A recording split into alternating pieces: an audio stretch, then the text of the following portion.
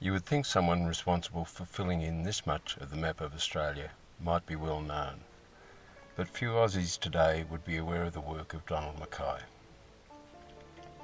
Although by 1930 the eastern half of Australia had been generally well mapped, most of the more arid west was still a blank canvas.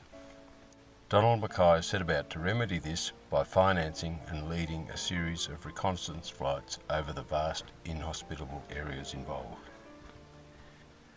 Born in the Royal Mail Hotel at Yass, New South Wales in 1870, he spent his early years at Wallenbean on the family sheep property established by his Scottish immigrant father as a squatter. An inheritance following his father's death in 1890 left Donald in a position to live a life of adventure and allowed him to finance beneficial projects. Some of his earlier exploits included bare-knuckle boxing, sculling, travelling extensively throughout the world, gold mining, and a number of ambitious cycling trips, including an 18,000 kilometre lap of Australia in 1899. This he completed in a record time of 240 days, often over tracks that barely existed, despite numerous flat tyres and having to find food and water as he went. On one section he covered 1,800 kilometres in 18 days. In Jasper's Gorge, Northern Territory, he was ambushed by Aborigines, but elsewhere others helped him survive. It would be another 13 years before Ferguson and Birtles tackled the Nullarbor and drove the first car from Perth to Sydney. In 1908 he financed and led the exploration of the Purari River in New Guinea, catching malaria and again being attacked by natives. In the late 1920s, using camels and mules, he explored the Petermann Ranges and Arnhem Land, both areas that were only marginally mapped. These ventures led him to contemplate the use of aeroplanes to achieve faster and more accurate mapping than by overland trekking. The death of two airmen searching for Charles Kingsford Smith after he was forced to land in the desert provided further incentive.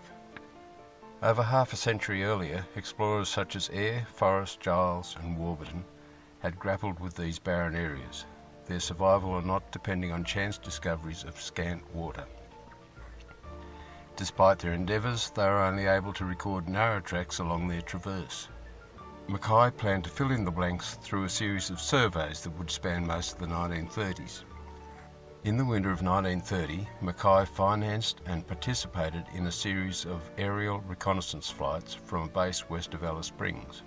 He hired 2 planes and gathered a team that included ex-service pilots Frank Neal and Bert Hussey, with Harry Bennett as navigator and surveyor.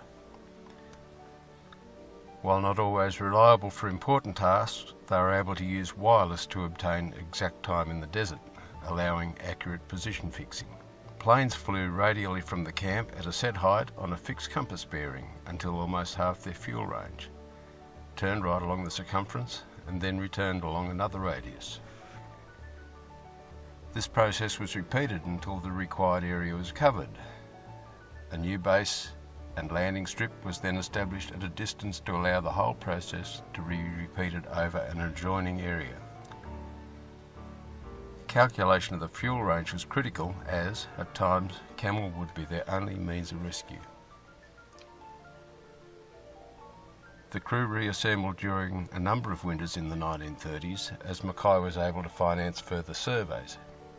He purchased a plane for his major survey in the winter of 1933, using bases at Docker Creek, Roy Hill and Fitzroy Crossing to cover the majority of WA.